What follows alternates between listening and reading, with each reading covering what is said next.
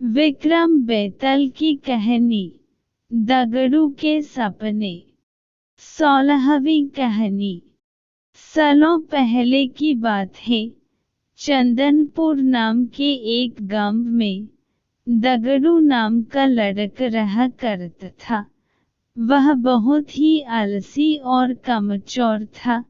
दगड़ू के आलस और दिन रात सोने की आदत से उसकी बूढ़ी माँ परेशान रहती थी। किसी तरह वो दर्जी का काम करके अपन परिवार चलती, लेकिन दगड़ू पर इसका कोई असर नहीं पड़ता। वो तो बस दिन रात सोता और सपने देख करता था। लेकिन सबसे अनोखी बात यह थी कि जब भी वो कोई अनहोनी या बुरी घटना से जुड़ा सपना देखता, तो कुछ घंटों बाद वह सपना सच हो जाया करता था। एक दिन रोज की तरह दगड़ू सो रहा था। अचानक उसे सपना आया कि एक लड़की की शादी में डाकू आए और सारा सामान लूट कर ले गए। जैसे ही सुबह हुई, उस आलसी लड़के को सपने में देखी लड़की अपने घर में नजर आई। वो लड़की अपनी शादी का जोड़ लेने दर्जी के पास आई थी। लड़की को देखते ही दगड़ू उसे तुरंत अपने सपने के बारे में बताता है। लड़की परेशान होकर घर जाती है और घरवालों को सारी बात बताती है।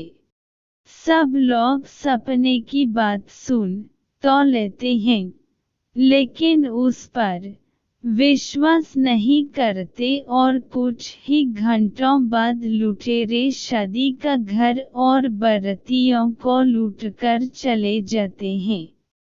इस घटना से गुस्सा होकर लोग दगड़ू की पिटाई कर देते हैं और उस पर लुटेरों के साथ मिले होने का आरोप लगते हैं। इसके बाद दगड़ू को कुछ दिनों बाद एक और सपना आता है। इस बार दगड़ू अपनी ही पड़ोस की चौधराइन के नए मकान में आग लगने का सपना देखता है। दोपहर के समय जब वो आलसी लड़का घर से बाहर निकलता है, तो उसे चौधराइन मोहल्ले में नए घर की खुशी में मिठाई बांटती और लोगों को गृह प्रवेश समारोह में न्योता देती नजर आती है। महिला को देखते ही उसके पास दगड़ू भाग चला जाता है और उसे अपने सपने के बारे में सब कुछ बता देता है।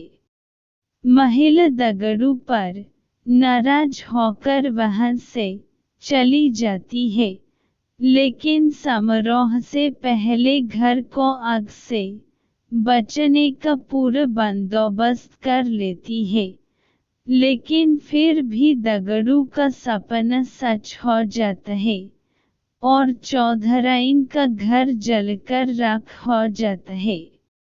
ऐसा सालों तक चलता जाता है।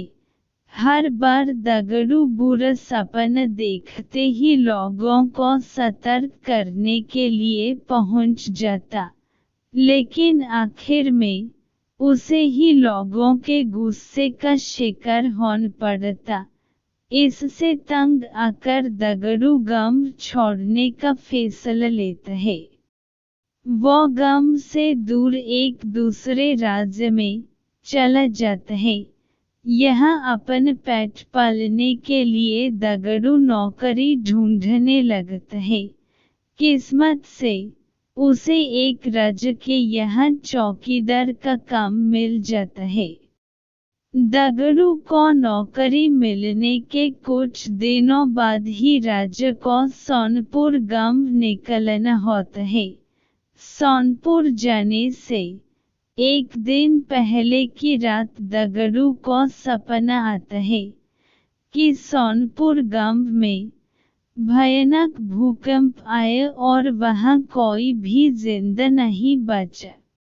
जैसे ही सुबह राज्य की सवारी सोनपुर की तरफ रवाना होने लगती है, तो दगड़ू फटाफट राजा के रथ के पास पहुंचकर उन्हें अपने सपने के बारे में बताता है और उन्हें सोनपुर जाने से रोक लेता है।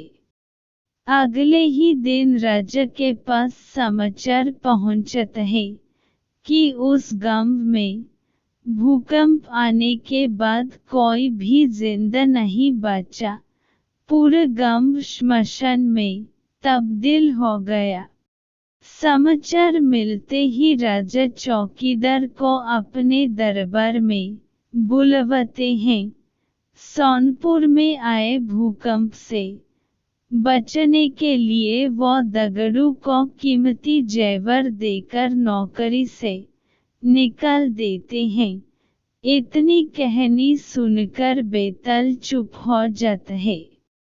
कुछ देर बाद वो राजा विक्रम से पूछते हैं, बताओ, दगड़ू को उपहार देने के बाद नौकरी से क्यों निकाल दिया गया?